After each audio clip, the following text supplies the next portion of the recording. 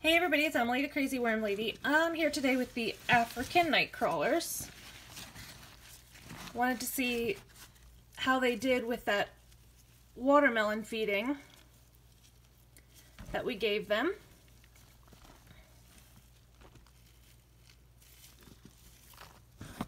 Last week it felt a bit too moist in here, and this week I would say it's borderline dry. Funny how that happens.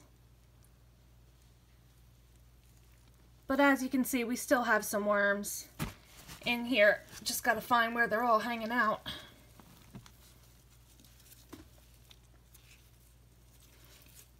In general, this bin, the worms don't ball up quite like they do in some of my other bins. The African night crawlers just don't seem quite as good with that.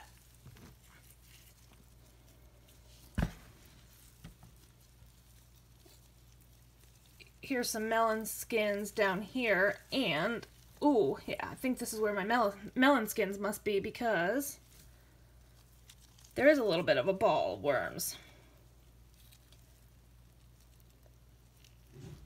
Got a baby there, a few adults.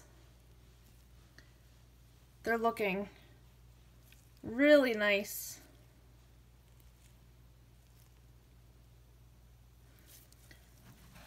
But it's nice and warm and moist down here, so I think this must be where they're hanging out.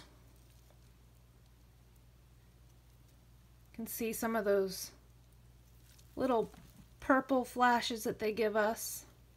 It's funny, sometimes the light is more conducive to seeing that than others. But if you get to see it a few times, it's like the coolest thing ever. But it looks like in general they've gotten through most of it, but you can see primarily baby worms on the skins that are left. So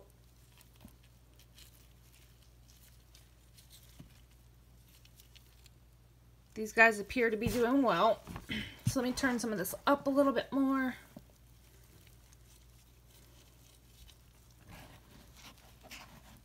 No standing water in the bottom, that's good.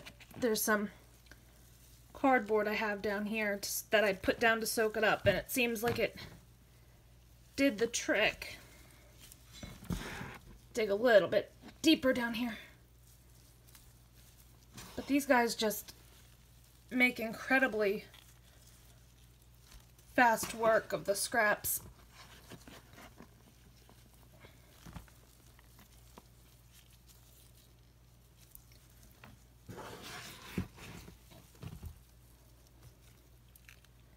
And just some of these guys, especially when they stretch out, are just so long.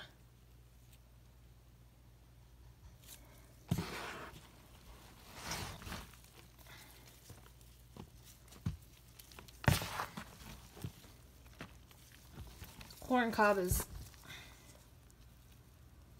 pretty much picked clean.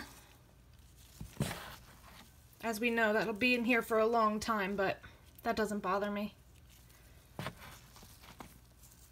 There's a little something going on down here because I see a whole bunch of worms.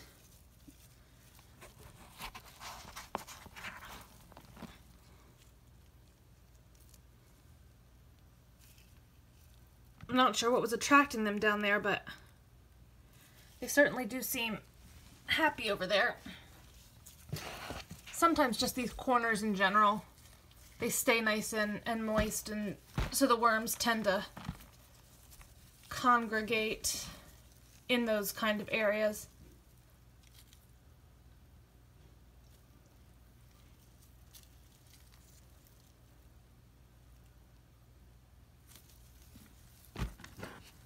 So, let me see. Just a little bit more on this side.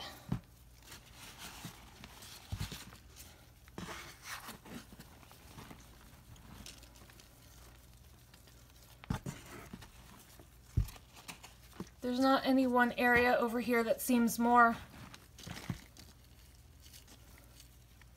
loaded down in that one little spot with the watermelon. So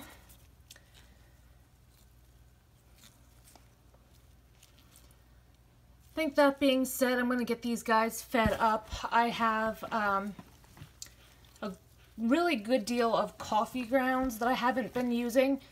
So I'm going to add that along with a little bit of food, but we're going to primarily do coffee grounds this week. So let me get that together and I'll be right back. Okay. So there's not much left for these guys in here right now. So I'm thinking we will feed down on this side. I got a piece of newspaper. I've come to kind of like this method of feeding inside of a bedding source because it helps keep the barrier for fruit flies and things like that, as well as it tends to give me a little bit better worm balls, so to speak. So that's just some crushed oyster shell. I've got some watermelon, a rotted onion,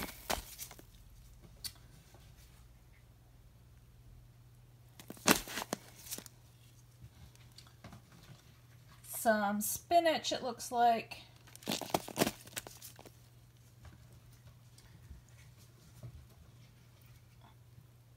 and then we're going to put in a really good amount of coffee grounds. Like I said, I save coffee grounds. I make coffee every day. And I keep the used grounds in one of the empty tins.